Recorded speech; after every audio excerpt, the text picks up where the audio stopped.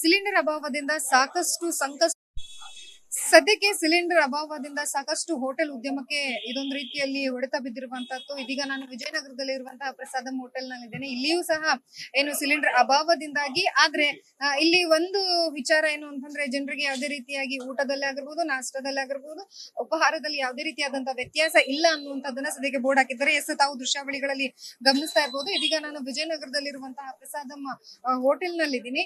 ಇಲ್ಲಿ ಯಥಾವತ್ತಾಗಿ ಎಂದಿನಂತೆ ಇಲ್ಲಿ ಏನು ಬೆಳಗಿನ ಉಪಹಾರ ಆಗಿರ್ಬೋದು, ಜೊತೆಗೆ ಮಧ್ಯಾಹ್ನದ ತಿಂಡಿಗೆ ಮತ್ತೆ ರಾತ್ರಿ ಊಟಕ್ಕೂ ಸಹ ಎಲ್ಲ ರೀತಿಯಾದಂತಹ ವ್ಯವಸ್ಥೆಯನ್ನ ಸದ್ಯಕ್ಕೆ ಮಾಡ್ಕೊಂಡಿರುವಂತದ್ದು.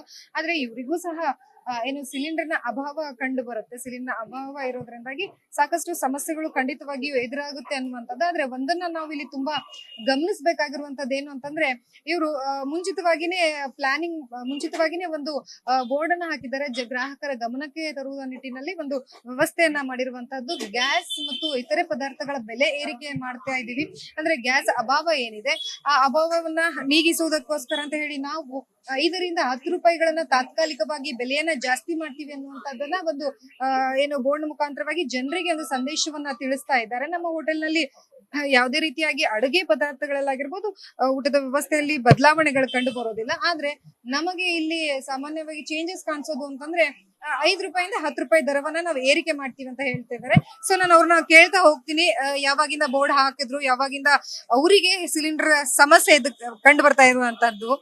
ಸರ್, ಈಗ ಸದ್ಯಕ್ಕೆ ನಿಮ್ಗೆ ಯಾವ ರೀತಿಯಾಗಿ ಸಿಲಿಂಡರ್ ಸಮಸ್ಯೆ ಇದೆ? ಮೇಡಮ್, ಇದು ಪ್ರಸ್ತುತ ಎಲ್ಲರಿಗೂ ಗೊತ್ತಿದೆ. ನಿಮ್ಗೋಸ್ಕರ ಎಲ್ಲರಿಗೂ ಪ್ರಾಬ್ಲಮ್ ಆಗ್ತಾ ಇದೆ. ನಮ್ಗೆ ಆದ್ರೂ ರೀಸೆಂಟ್ ಆಗಿ ಓಪನ್ ಮಾಡಿ ಹೋಟೆಲ್ ಇಂದ ನಾವು ಮಾಡಕ್ ಆಗಲ್ಲ. ಆದ್ರಿಂದ ಯಾಕಂದ್ರೆ ಈಗ ಎಲ್ಲ ಅಡ್ಜಸ್ಟ್ ಮಾಡ್ಕೊಂಡು ಮಾಡ್ತಾ ಇದೀವಿ. ಸಿಲಿಂಡರ್ಗಳು ಕಮ್ಮಿ ಸಿಗ್ತಾ ಇದೆ. ಆದ್ರಿಂದ ಅಡ್ಜಸ್ಟ್ ಮಾಡ್ಕೊಂಡು ಎಲ್ಲದೂ ಗ್ರಾಹಕರಿಗೆ ಏನ್ ಸಿಗ್ಬೇಕೋ ಅದೆಲ್ಲ ಸಿಗ್ತಾ ಇದೆ. ಆಲ್ಮೋಸ್ಟ್ ಆಲ್ ಟ್ರೈ ಮಾಡ್ತಾ ಇದೀವಿ. ನಮ್ ಕಡೆಯಿಂದ ಏನು ಪ್ರಾಬ್ಲಮ್ ಬರಬಾರ್ದು ಅಂತ ನಾವು ಆಲ್ರೆಡಿ ಒಂದು ಪ್ರೈಸ್ ಸ್ವಲ್ಪ ರೈಸ್ ಮಾಡಿದೀವಿ. ಅದನ್ನು ಅಡ್ಜಸ್ಟ್ ಮಾಡ್ಕೋಬೇಕು. ಅದಕ್ಕೋಸ್ಕರ ನಾವು ಬೋರ್ಡ್ ಮೊನ್ನೆಯಿಂದಾನೇ ಹಾಕಿದೀವಿ. ಎಲ್ಲರಿಗೂ ಈ ರೀತಿಯಾಗಿ ಸಹಕರಿಸಬೇಕಂತ ನಾವು ಕೇಳ್ತಾ ಇದೀವಿ. ಸದ್ಯಕ್ಕೆ ಇಲ್ಲಿ ಬಂದಿರುವಂತ ಜನರು ಸರ್ ರೆಸ್ಪಾನ್ಸ್ ಹೇಗಿದೆ, ಏನ್ ಹೇಳ್ತಾ ಇದ್ದಾರೆ? ಏನು ಮತ್ತೆ ಎಲ್ಲರಿಗೂ ಹ್ಯಾಪಿ ಆಗಿದ್ದಾರೆ ಸರ್. ಮೇಡಮ್, 5 ರೂಪಾಯಿ ಭಾರಿ ಅಂತಲ್ಲ, ಬಟ್ ಹ್ಯಾಪಿ ಇದಾರೆ. ಬಟ್ ಕೆಲವ್ರು ಇರ್ತಾ ಏನು ಮಾಡೋದಿಲ್ಲ. ಚೆನ್ನಾಗಿ ನಡೀತಾ ಇದೆ, ನಮ್ಗೆ ತೊಂದರೆ ಇಲ್ಲ. ಬಟ್ ಆದ್ರೂ ಕಷ್ಟಪಟ್ಟು ಮಾಡ್ತಾ ಇದೀವಿ ಎಲ್ಲರೂ ಸೇರಿ. ಓಕೆ. ಸೊ ನೋಡಿದ್ರಲ್ಲ, ಒಟ್ಟಾರೆಯಾಗಿ ನಮಗೆ ಈ ರೀತಿಯಾಗಿ ನಾವು 2 ದಿನಗಳಿಂದ ಏನು ಜನರಿಗೆ ಒಂದು ಮಾಹಿತಿಯನ್ನ ನೀಡ್ತಾ ಇದೀವಿ. ನಮಗೆ ಸಮಸ್ಯೆ ಇರುವಂತಹದ್ದು ಜನರು ಬಂದವ್ರು ಕೇಳ್ತಾರೆ, ಒಂದಷ್ಟು ಜನ ಪರವಾಗಿಲ್ಲ ಅಂತಾರೆ, ಇನ್ನೊಂದಷ್ಟು ಜನ ನಮ್ಗೆ 5 ರೂಪಾಯಿ ಹೊರೆ ಆಗುತ್ತೆ ಅಂತ ಹೇಳ್ತಾರೆ. ಆದ್ರೆ ನಾವು ಯಾವುದೇ ರೀತಿಯಾದಂತಹ ಕಾಂಪ್ರಮೈಸ್ ಇಲ್ಲ. ಯಾಕಂತಂದ್ರೆ ರೀಸೆಂಟ್ ಆಗಿ ನಮ್ಮ ಹೋಟೆಲ್ ಅನ್ನ ಓಪನ್ ಮಾಡಿದೀವಿ. ನಾವು ಗ್ರಾಹಕರಿಗೆ ದಿನನಿತ್ಯ ಯಾವ ರೀತಿಯಾಗಿ ಅವರಿಗೆ ಸಹಕರಿಸ್ತಾ ಇದ್ವಿ, ಅದೇ ರೀತಿಯಾಗಿ ಈ ಬಾರಿಗೂ ಈಗಲೂ ಸಹ ನಾವು ಸಹಕರಿಸ್ತೀವಿ ಅನ್ನುವಂತ ಮಾತನ್ನ ಅವರು ಹೇಳಿರುವಂತದ್ದು. ಕ್ಯಾಮ್ರಾ ಪರ್ಸನ್ ವಿಶ್ವನಾಥ್ ಜೊತೆ ಲಕ್ಷ್ಮೀ ಬಾಗಲಕೋಟೆ, ಯಶವಂತ ನ್ಯೂಸ್, ಬೆಂಗಳೂರು.